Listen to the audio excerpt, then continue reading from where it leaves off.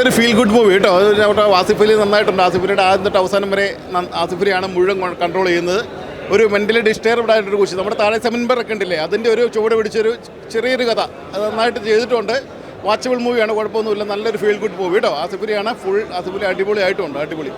Family ഓഡിയൻസിന് പറ്റിയ പടമാണ്. അപ്പോൾ എല്ലാവരും ഫാമിലിയായിട്ട് തന്നെ കാണാൻ ശ്രമിക്കുക. വെക്കേഷന് കുട്ടികളെ പേരൻസ് ഒരു പേരൻറ്റ് മൂവിയാണത്. അപ്പോൾ ബേസിക്കലി അത് കാണാൻ ശ്രമിക്കുക. പേരൻസ് കണ്ടാലേ ഇത് വിജയമാകത്തുള്ളൂ.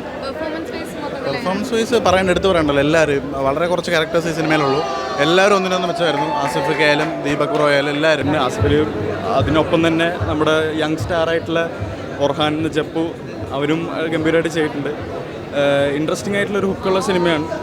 മൊത്തത്തിൽ UAE വെച്ച് ഷൂട്ട് ചെയ്തുകൊണ്ട് നമുക്ക് സാധാരണ മലയാള സിനിമയിൽ കുറച്ച് ഡിഫറെൻ്റ് ആയിട്ടുള്ളൊരു ലൊക്കേഷനും ഇതൊക്കെ കിട്ടുന്നതുകൊണ്ട് അതിൻ്റെതായിട്ടുള്ളൊരു ഫ്രഷ്നെസ് ഉണ്ട്. ഫീൽ ഗുഡ് പടമാണ്. ഫാമിലി മൊത്തത്തിൽ പോയി കാണാവുന്ന സിനിമയാണ്. നല്ലൊരു ഫാമിലി എൻ്റർടൈനറാണ്. കുട്ടികൾക്കും ഫാമിലി അടക്കം കാണാൻ നമ്മളൊക്കെ ഒരുപാട് കൊതിച്ചിട്ടുള്ളൊരു ഫിലിമാണ് ഈ സർക്കിട്ട് എന്ന് പറയുന്നത്. ഏതായാലും നല്ലൊരു വിജയം ഈ ഒരു സിനിമയ്ക്ക് ഉണ്ടാകുന്ന കാര്യം ഉറപ്പാണ്. എനിക്ക് ഫാമിലിയായിട്ട് പോയി കാണണം, പിള്ളേരായിട്ട് പോയി കാണണം. കാരണം പിള്ളേർക്ക് ഇഷ്ടപ്പെടും. നമ്മൾ കുട്ടികളെ എങ്ങനെ വളർത്തണമെന്നുള്ളതൊക്കെ ഈ മൂവി കൂടെ കാണിക്കുന്നുണ്ട്. ആസിഫ് അലി, ആ പയ്യൻ നന്നായിട്ട് അഭിനയിച്ചിട്ടുണ്ട്.